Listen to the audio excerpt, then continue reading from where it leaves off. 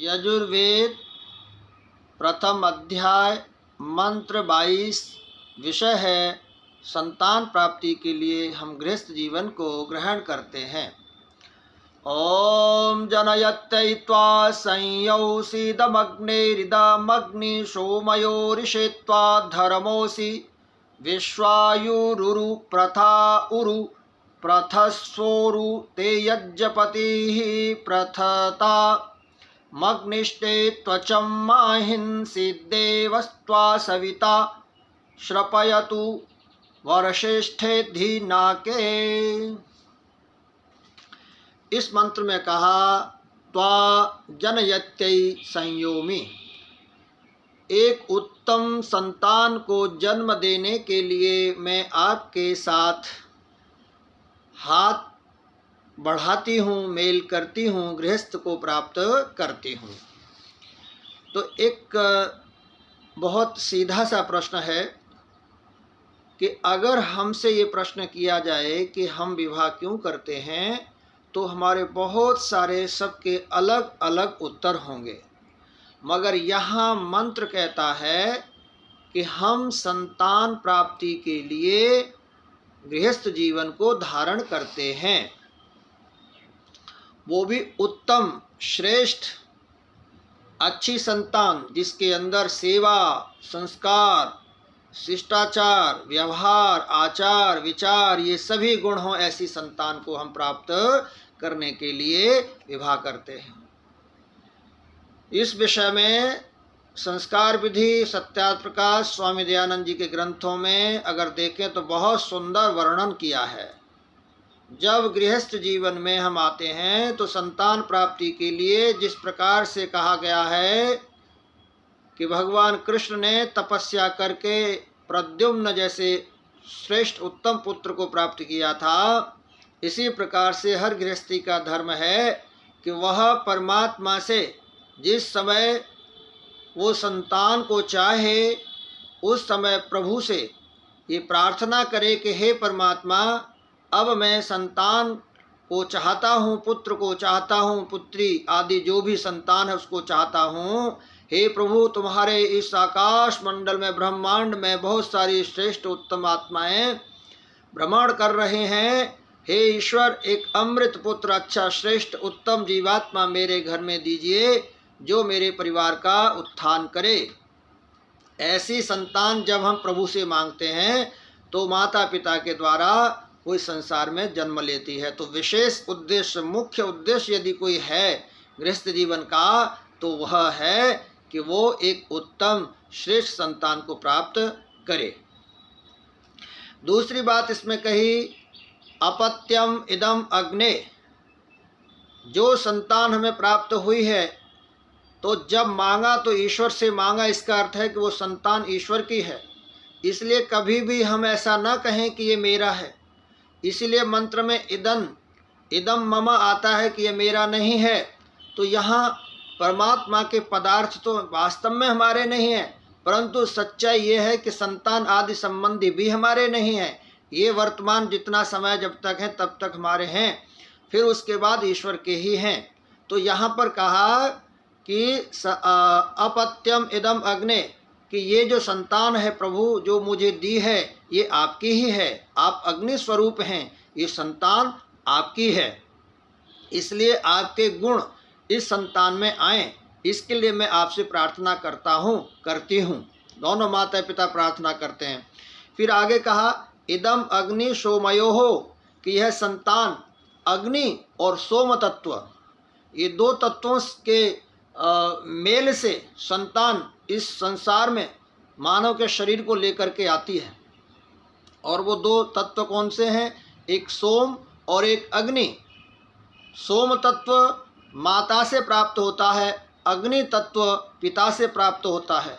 और जब इन दोनों का समभाव होता है तो संतान बहुत ही सहनशील, क्रोध से रहित और शिष्टाचार आदि धर्मात्मा ऐसे उसके अंदर गुण होते हैं। जहाँ पर ये जो समभाव है असम हो जाता है, तो इसलिए आप देखते हैं कि संतानें जो है कई बार बहुत क्रोधी होती हैं। कोई इतना आलसी हो जाता है कि वह कोई काम करता नहीं, आलसी हो जाता है। कुछ ऐसे क्रोधी होते हैं कि बात बात पर क्रोध करते हैं। तो यहाँ पर कहा कि जो तत्व हैं सोम और अग्नि, इनका समभाव होना चाहिए तो संतान श्रेष्ठ होगी, सहनशील होगी, चरित्रवान होगी, उत्तम होगी। इसमें कहा अग्नि तत्व उसको माता से पिता से मिला और सोम तत्व माता से मिला।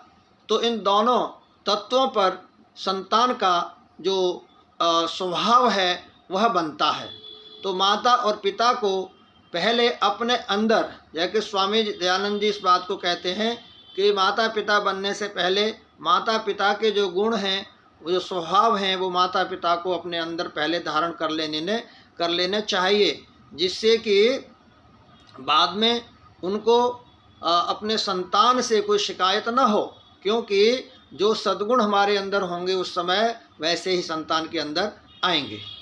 तो आगे पत्नी कहती है ईशेत्वा, गृहस्थी कहता है कि ईशेत्वा, अन्न प्राप्ति के लिए मैं आपका ध्यान करती हूँ। घर में अन्न के बिना कुछ नहीं है, इसलिए गृहस्थ जीवन में अगर ग्रहण किया है तो घर में जब अन्न होगा तभी जाकर के सुख और शांति होगी, सब स्वस्थ होंगे। इसलिए आप पुरुषार्थ से घर में अन्न लेकर के आइए। धर्मसी, और उस प्रभु ने, जो प्रभु धर्म का प्रतीक है, उस प्रभु ने जो आपको और मुझे, आपको, हमारे परिवार को दिया है, इसमें धर्म का सदा जयकार हो, धर्म का सदा स्थापन हो, धर्म की जय हो। और आगे कहा तू पूर्ण आयु वाला हो, कि जो संतान है, जो सदस्य है, हे ईश्वर, ये पूर्ण आयु वाला हो। और ये बात सही है कि अगर हम सात्विक हैं, माता पिता सात्विक हैं, संतान उनकी सात्विक हैं, तो आयु भी उनकी दीर्घ होती है, अच्छी होती है। तो यहाँ का पूर्ण आयु का अर्थ है 100 वर्ष की आयु हो। उरु प्रथा, तू खूब विस्तार वाला बन। माता पिता आदि जो गृहस्थी हैं वो अपने संतान के लिए ऐसा सोचते हैं, ऐसा कहते हैं प्रभु से कि हे परमात्मा, ये खूब विस्तार वाला हो, इसका विस्तार हो, ये धर्म से भी विस्तार करे, ये धन से भी विस्तार करे, और ये परिवार वृद्धि संतान आदि से भी विस्तार करे, और शिक्षा दीक्षा संस्कार ज्ञान वेद यज्ञ हर प्रकार से इसके जीवन में जो श्रेष्ठता हैं उनका विस्तार ये करे, ऐसा ये संतान हो। दूसरा का यज्ञपति भगवान तेरी शक्तियों को खूब विस्तार करे। हे यज्ञपति का अर्थ है यज्ञ को, प्रभु देखो यज्ञ हमेशा कर रहा है, परमात्मा सब जीवों का पालन कर रहा है, सब यज्ञ कर रहा है। तो ऐसे ही ये संतान जो मेरी है, मेरे परिवार के लोग हैं, वो यज्ञपति हों। यानी जैसे आप यज्ञ कर रहे हो, आपकी प्रेरणा से ये परिवार के सदस्य, मेरे संतान आदि, ये भी यज्ञ करने वाले हों, ये भी जीव रक्षा करने वाले हों, ये भी जलवायु को शुद्ध करने वाले हों, ये भी वेदों का अध्ययन करने वाले हों, ये भी परोपकारी हों, ये भी दानशील हों। ऐसे बहुत सारे जो यज्ञीय सद्गुण हैं उनको धारण करने वाले ये मेरे संतान हो। आगे कहा अग्नि त्वचम मां हिंसित, वह परमात्मा तेरे संपर्क को कभी नष्ट न करे। ये बहुत अच्छी बात कही है यहाँ पे कि ईश्वर से हम संध्या क्यों करते हैं, हम प्रार्थना क्यों करते हैं, हम भजन क्यों करते हैं। इसलिए करते हैं कि हे प्रभु, तेरा साथ कभी ना छूटे, तेरा हाथ मुझसे कभी ना छूटे। अगर तेरा हाथ छूट गया तो मैं खो जाऊंगा। जैसे पिता के हाथ को पकड़ के संतान मेले में सुरक्षित रहती है, अगर बच्चे का हाथ पिता पकड़े हुए है तो बच्चा सुरक्षित है। और थोड़ा सा भी अगर हाथ छूट गया तो बालक का क्या होगा, बालक खिलौनों को देख करके मोहित होकर के खिलौनों में खो जाएगा, और बाप आगे बढ़ जाएगा तो संतान जो है खो जाएगा। तो ऐसे ही हमारा हाथ पिता के हाथ में रहना चाहिए, प्रभु के हाथ में हमारा हाथ रहना चाहिए, उससे हमारा रोज़ संपर्क होना चाहिए। बैठ करके संध्या करें, उसकी भक्ति करें, स्तुति करें, तो इसका अर्थ है कि वो प्रभु का साथ और हाथ हम पकड़े हुए हैं और वो हमारा पकड़े हुए है। इस तरह से कभी जीवन में हम अकेले नहीं रहेंगे। वो पिता हमारे साथ रहेगा। तो यहाँ इसका अर्थ दिया है कि हे ईश्वर, तुम्हारा साथ कभी नष्ट न हो, हमेशा मैं तुम्हारे साथ और तुम मेरे साथ सदा हाथ से हाथ पकड़ के रखें। सविता देव त्वा श्रपयतु, परमात्मा देव तुझे परिपक्व बनाए। परिपक्व बनाए का अर्थ यही है कि ईश्वर हमें अस्थिर ना करे। हमारे अंदर इस बात का एक बहुत बड़ा परेशानी होती है कि जब हम कोई काम करते हैं और उस काम को अगर सफलता की ओर जाते हुए नहीं देखते हैं तो वहीं रुक जाते हैं, आलस्य के कारण रुक जाते हैं। भगवान का भजन करने का संकल्प तो ले लिया, स्वाध्याय करने का संकल्प तो ले लिया, दान करने का, अच्छे काम करने का संकल्प तो ले लिया, आज से मैं ये छोड़ दूंगा, बुरा दुष्ट कर्म छोड़ दूंगा, उसको प्रतिज्ञा तो ले ली, परंतु परिपक्वता नहीं आई, उसमें मजबूती नहीं आई, तो वो हम छोड़ देते हैं।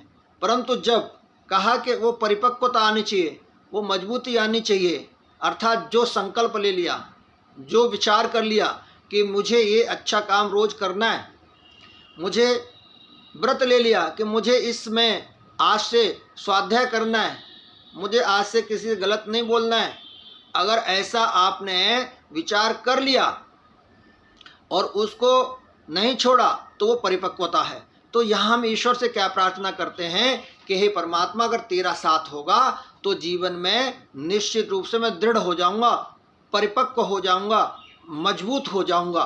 तो इस मंत्र का जो भाव है वो हमारे गृहस्थ जीवन को सुखी बनाने के लिए है। जब हम स्वयं परिपक्व हो जाते हैं तो जिस तरफ चलते हैं, जहाँ जहाँ जाते हैं और जो हमारे लक्ष्य होते हैं वो लक्ष्य भी हमारे परिपक्व और मजबूत होते हैं।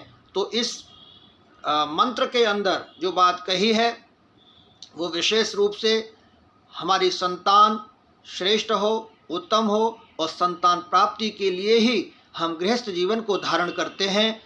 इसके अतिरिक्त आप और कुछ अगर आपका दिमाग चलता है और आपको सोचते हैं तो वो व्यक्तिगत आपका हो सकता है, परंतु वेद शास्त्र यही कहता है कि हम गृहस्थ जीवन को भगवान राम, भगवान कृष्ण की तरह, जिन्होंने एक ब्रह्मचर्य रहते हुए अपने गृहस्थ जीवन को जिया, इसका नाम गृहस्थ जीवन है। और ऐसे जब माता पिता होते हैं तो उनकी संतान भी उत्तम, श्रेष्ठ, संस्कारी होती है, ये बात, और वो सेवा भाव वाली होती है। उसको शिकायत नहीं करनी पड़ती कि मेरी संतान क्रोधी है, ऐसी वैसी है, वो संतान उसको कभी शिकायत का मौका नहीं देती। और जब हम ही कमज़ोर हैं, परिपक्व नहीं हैं और हमने ईश्वर की प्रार्थना किए बिना ही संतान को प्राप्त कर लिया, तो फिर उसकी कोई इस बात की पुष्टि नहीं है कि वो संतान श्रेष्ठ ही होगी। तो इसलिए उत्तम संतान की प्राप्ति के लिए हम गृहस्थ जीवन को ग्रहण करते हैं। धन्यवाद।